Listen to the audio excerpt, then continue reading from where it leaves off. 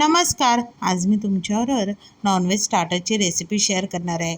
खूप सोपी आहे, खायला एकदम टेस्टी आहे. लहान मुलांपासून ते मोठ्यांपर्यंत अगदी छोट्या मोठ्या पार्टीला सुद्धा तुम्ही ही रेसिपी ट्राय करू शकता. चिकन खिमा कबाब बनवण्यासाठी इथे मी 1 किलो एवढा चिकन खिमा घेतलेला आहे. स्वच्छ धुवून त्यातलं सगळं पाणी निथळून टाकायचं आहे. आता त्यामध्ये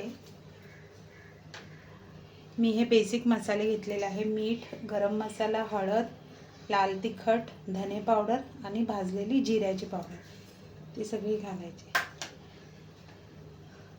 काळी मिरी, ऑरेगानो आणि थोडेसे चिली फ्लेक्स घेतलेले आहेत. जर लहान मुलं असतील आणि त्यांना तिखट नसेल आवडत तर तुम्ही ह्यातलं काळी मिरी आणि कमी करू शकता. आता त्यामध्येच चिरलेले 4 कांदे, भरपूर अशी बारीक चिरलेली कोथिंबीर, थोडेसं पुदिना आणि हिरवी मिरची तुम्ही स्किपसुद्धा करू शकता.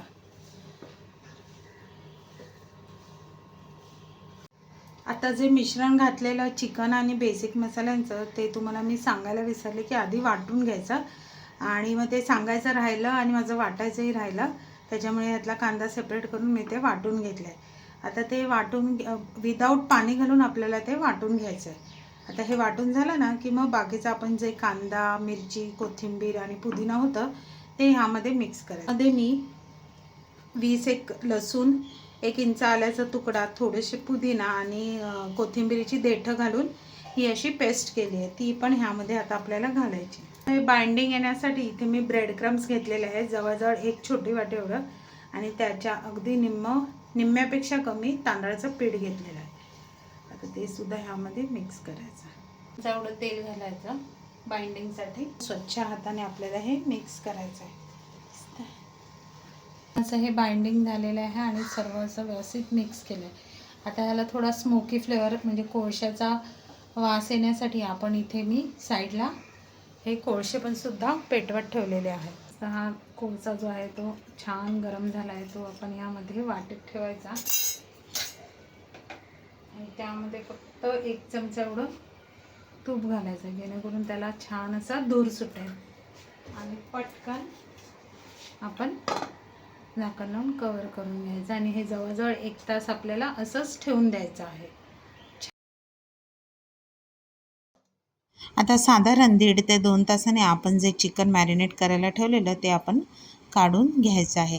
आता छान असं मिक्स करून हाताला व्यवस्थित तेल लावून घ्यायचं, जेणेकरून हे जे कबाब आहे ते हाताला चिकटणार नाही. आणि चपट्या आणि थोड्या मोठ्या आकाराचे आपल्याला इथे कबाब बनवून घ्यायचे.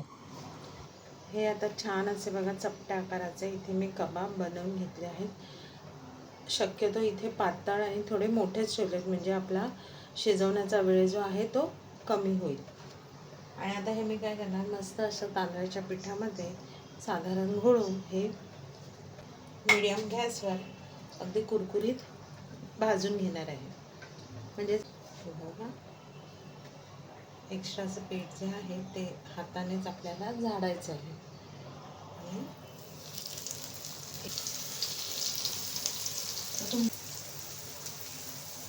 आता आपण याला फ्लिप करूया, ते भाजून घेऊया. त्याला मस्त छान कलर आला आहे. दुसरं आम्ही तुम्हाला तोडून दाखवते, मस्त झाल्यात की नाही, एकदम रिफ्रेशिंग. चटणी, त्याच्यावर हा मसाल्याचा कांदा. हा हा हा हा